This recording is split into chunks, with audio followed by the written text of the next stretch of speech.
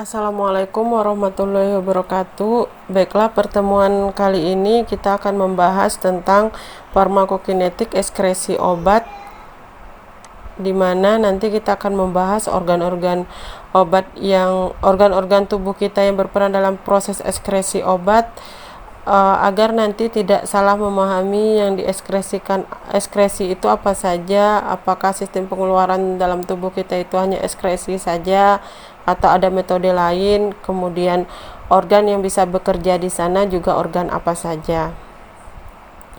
Baiklah, jadi proses pengeluaran zat pada tubuh manusia itu dibagi menjadi 3.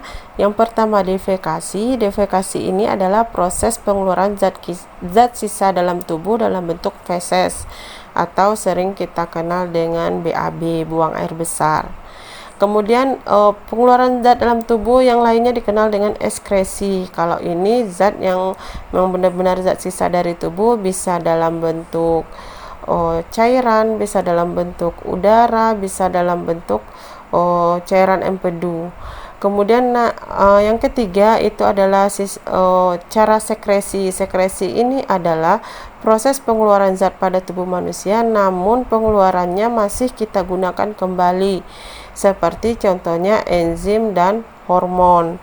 Jadi proses sekresi ini adalah pengeluaran zat dari tubuh, namun pengeluaran tersebut masih kita butuhkan. Sebagai contoh itu adalah enzim dan hormon. Jadi pengertian dari ekskresi itu adalah perpindahan obat. Jadi ini tidak hanya obat saja ya. Jadi kalau seandainya kita bahasnya farmakokinetik obat, barulah kita sebut adalah perpindahan obat dari sistem sistemik menuju organ ekskresi, dengan tujuan untuk mendetoksifikasikan obat atau mengurangi keracunan kita terhadap obat. Jadi kalau seandainya zat tersebut tidak kita butuhkan bagi tubuh atau berbahaya bagi tubuh, biasanya tubuh kita secara langsung akan melakukan proses ekskresinya sendiri, kecuali dengan kondisi organ tubuh kita sedang mengalami kelainan.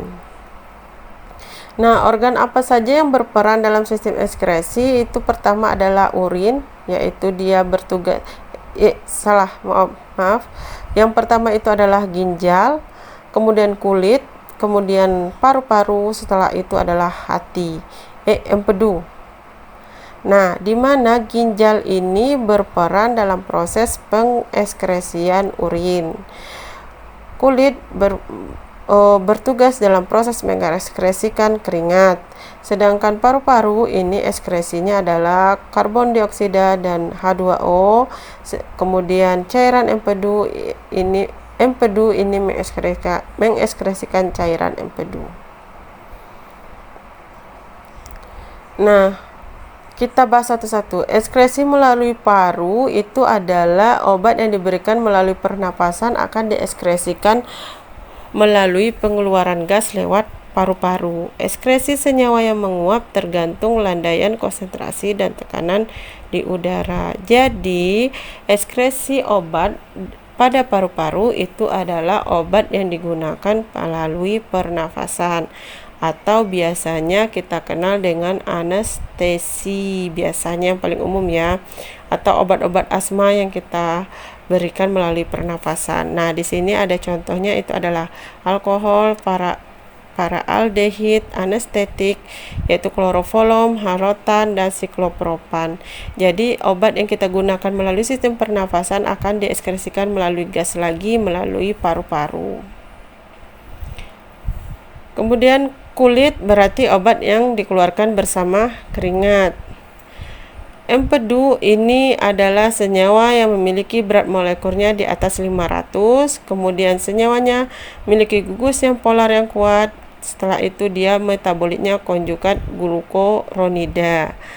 Ekskresi melalui difusi atau transport aktif. Jadi ekskresinya melalui difusi dan transport aktif terfasilitasi. Obat apa saja yang akan bekerja menjadi cairan empedu itu adalah obat yang dikeluarkan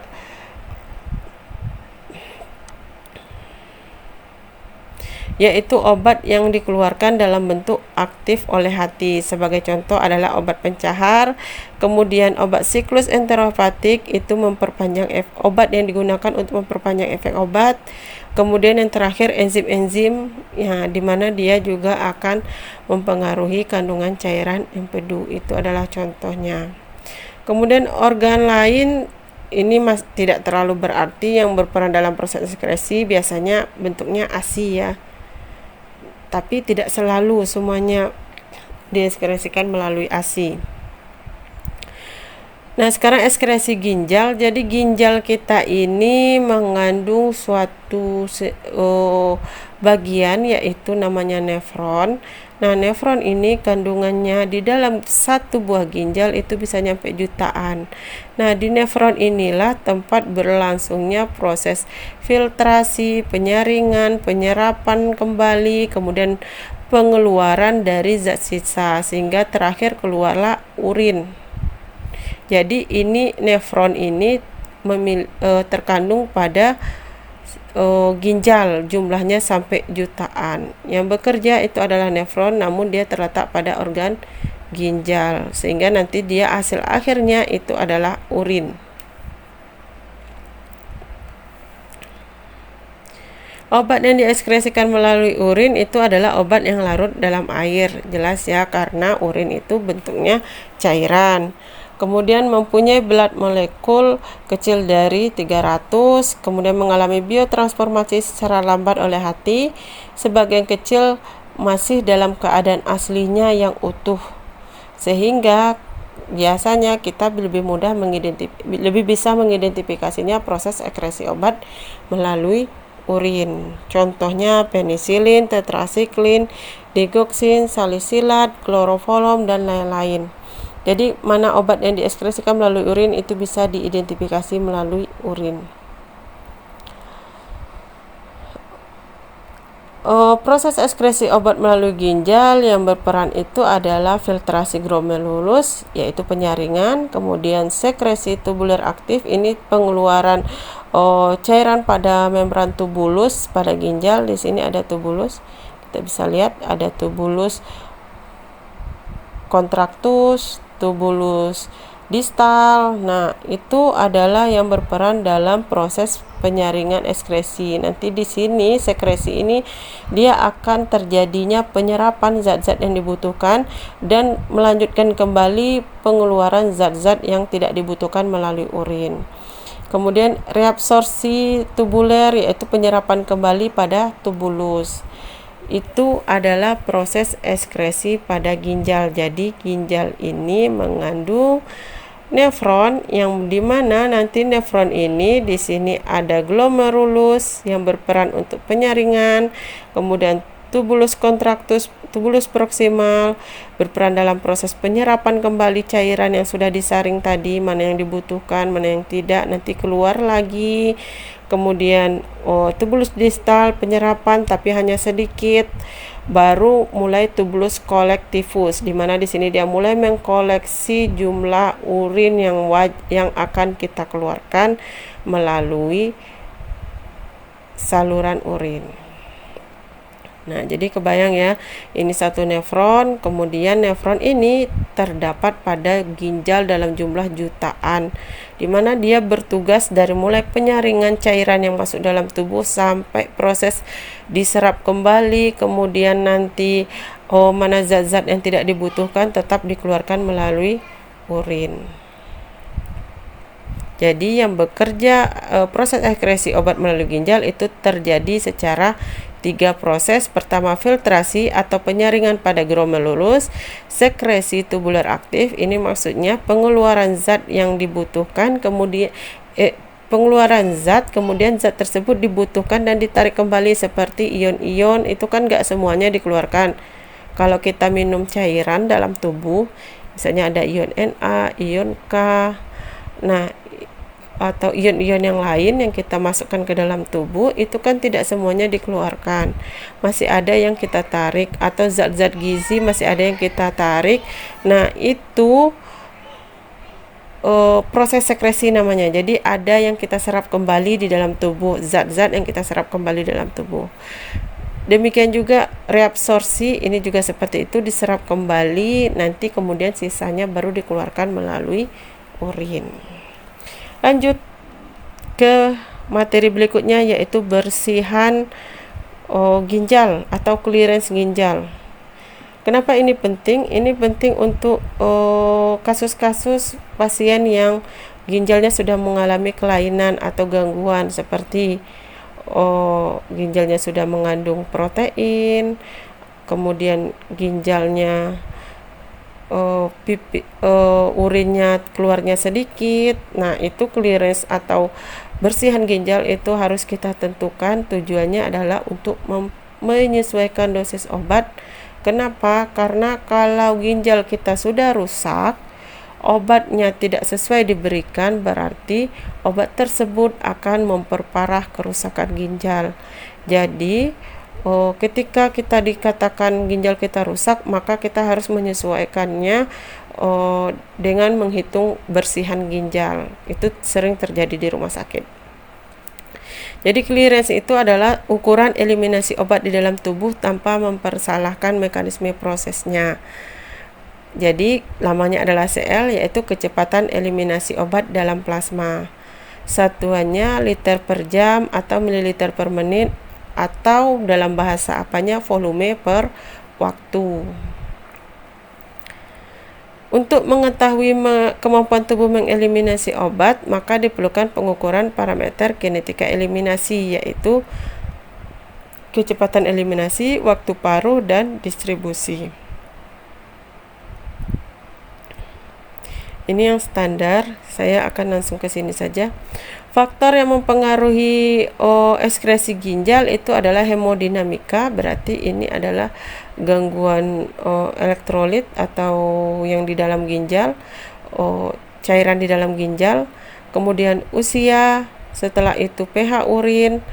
Semakin panjang usia berarti kerja organ tubuh juga akan semakin menurun. Kemudian pH urin, ikatan dengan protein plasma. Kalau ikatannya semakin lemah, itu obat bebasnya banyak atau obat terikatnya banyak. Nah, itu akan mempengaruhi ekskresi ginjal. Kemudian ketergantungan dosis dan kelainan fungsi ginjal. Ini biasanya kita temukan pada kondisi pasiennya gagal ginjal akut atau gagal ginjal kronis. Ini kita lewati saja, kita langsung ke sini. Nah, sini. Oke. Jadi ini saya lewatin saja, kita lihat gangguan ginjal saja ya. Jadi gangguan ginjal itu ada dua tipe. Yang pertama gangguan ginjal akut, ini terjadi secara mendadak, biasanya hitungan beberapa jam langsung terjadi kerusakan ginjal sehingga ginjalnya tidak mampu memproses keseimbangan cairan elektrolit di dalam tubuh kita, bisa menyebabkan udem salah satunya. Kemudian tensinya bisa tinggi tiba-tiba, itu salah satu gejala-gejala gagal ginjal akut. Kemudian kategori penyakitnya itu adalah prerenal, intrarenal, dan pascarenal. Kalau prerenal berarti hiperfusi atau parenkim ginjal, terjadinya hipotensi arterial sistemik. Ini biasanya sehingga dia karena hipotensi berarti dia akan menurunkan volume darah ke ginjal. Penyebabnya adalah orang dehidrasi, asites atau pembengkakan hati, atau ini asites ini pembengkakan pada hati ya, atau sama dengan penyakit hepatitis, kerusakan hati. Kemudian hipotensi atau penurunan tekanan darah dan pendarahan. Kemudian kondisi intrarenal ini adalah kelainan tubular, vaskular, glomerulus, dan interstisial, terjadi karena adanya kerusakan dari struktur parenkim ginjal itu sendiri, atau bisa kita sebutkan terjadi karena adanya kecelakaan, itu intrarenal. Kalau pascarenal ini akibat obstruksi pada ginjal. Biasanya kasus ini kita temukan pada kondisi hipertrofi prostat atau pasien prostat, orang kateter, sering penggunaan kateter terlalu berlebihan, kemudian tumor dan kista. Ini kista ya. Nah, yang kedua itu gagal ginjal kronik. Gagal ginjal kronik ini artinya adalah penurunan fungsi ginjal yang terjadi dalam kurun waktu 3 bulan atau lebih, bersifat progresif dan berakibat fatal. Penyakit ini ditandai dengan kelainan patologi laboratorium dan radiologi pada ginjal, di mana dia bersifat irreversibel atau tidak dapat pulih kembali. Kalau yang akut itu kemungkinan pulihnya ada ya, bersifat irreversibel. Jadi kalau kita tangani dengan cepat dia akan pulih kembali, jadi tidak permanen. Sedangkan ginjal kronik ini bisa bersifat permanen, dan inilah yang dapat menyebabkan seseorang harus cuci darah. Bisa tiap minggu, bisa tiap bulan, dan itu harus sesuai dengan tepat waktunya. Jika tidak, dia akan out. Penyebabnya itu obesitas, usia, merokok, riwayat keluarga, autoimun, gagal jantung, dan lain-lain. Jadi banyak penyebabnya. Dia terjadi secara progresif atau minimal 3 bulan atau lebih. Kasus ini juga bisa terjadi karena pengkonsumsi obat-obatan. Pemeriksaannya yaitu dengan memeriksa urin dan memeriksa darah. Yang paling sering diperiksa itu adalah kreatinin. Kreatinin inilah yang menentukan seberapa besar kerusakan dari ginjal kita tersebut.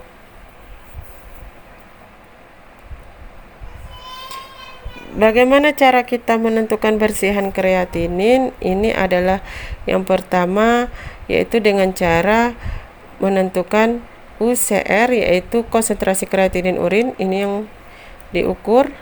Kemudian volume urin, waktu kreatinin serum yang ditentukan pada pertengahan waktu pengumpulan urin.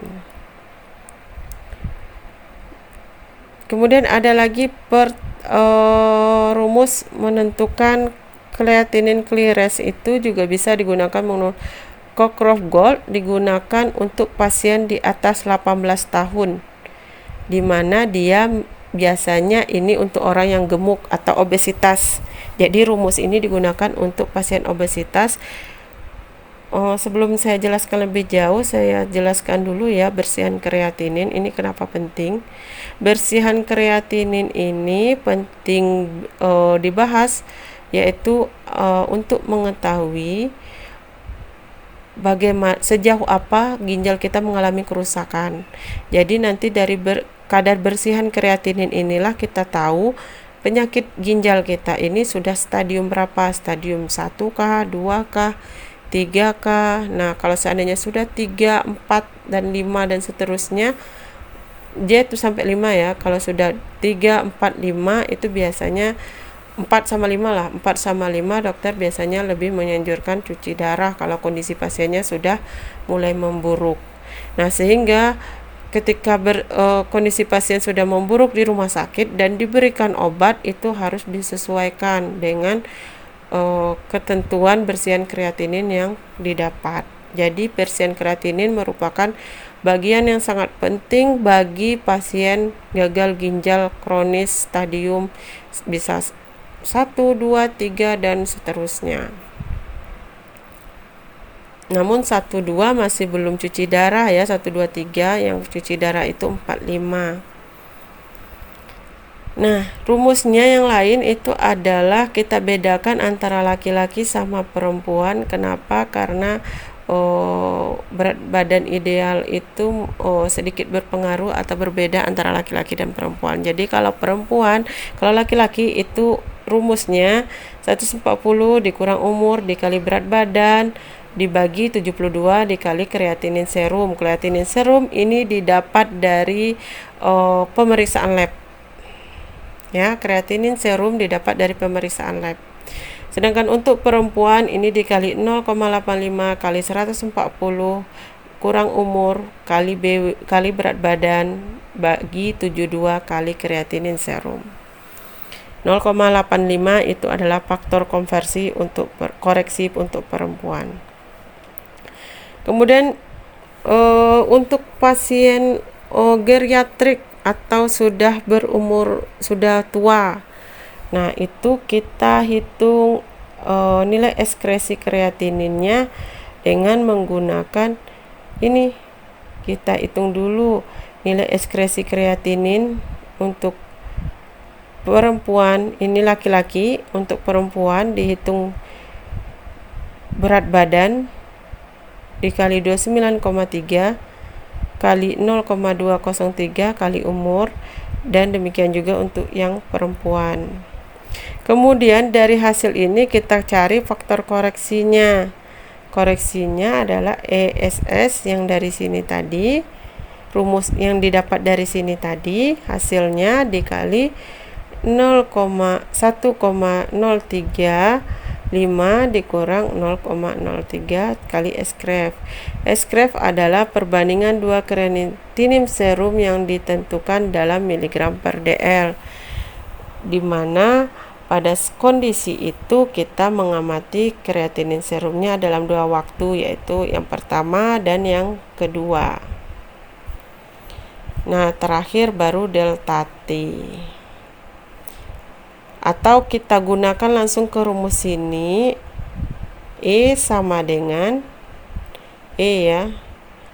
sama dengan 44 dikali berat badan dikali SCR 2 dikurangi SCR 1 dibagi delta T.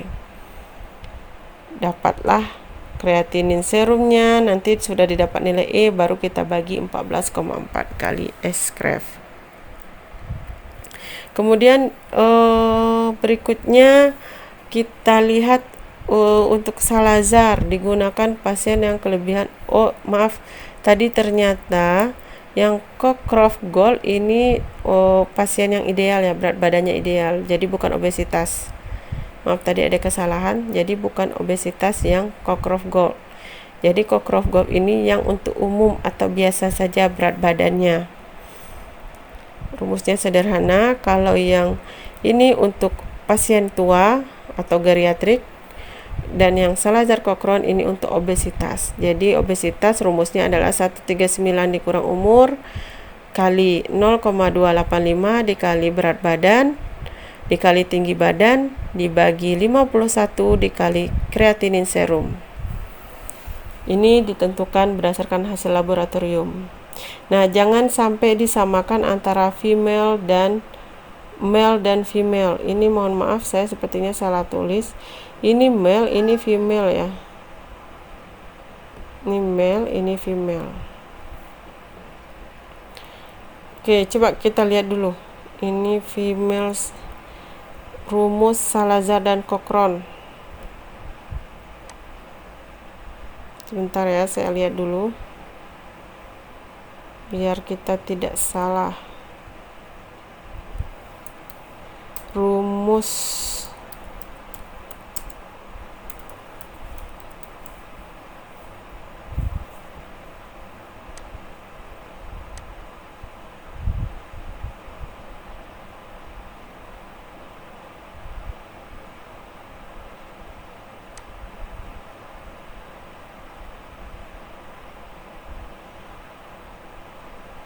ya benar, 146 itu female. Oke, kita buka lagi.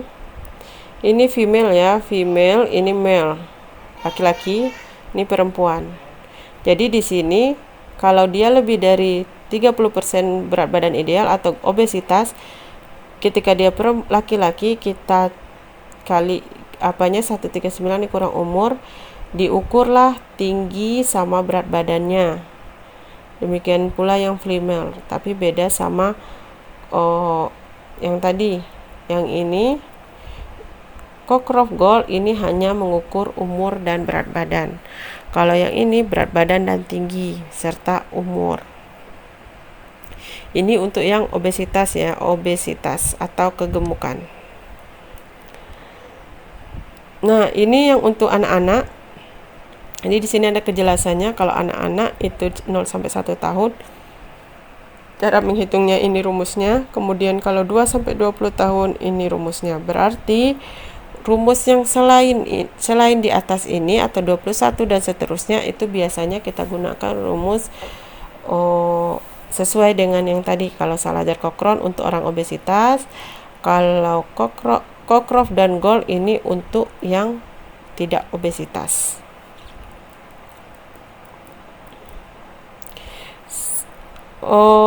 Jadi ini tidak perlu, ini saya akan jelaskan berat badan ideal itu bagaimana cara menghitungnya. Jadi kalau berat badan ideal itu untuk laki-laki itu adalah 50 tambah 2,3 untuk tingginya 60. Kalau perempuan itu 45,5 ditambah 2,3 untuk tingginya 60. Tingginya sama.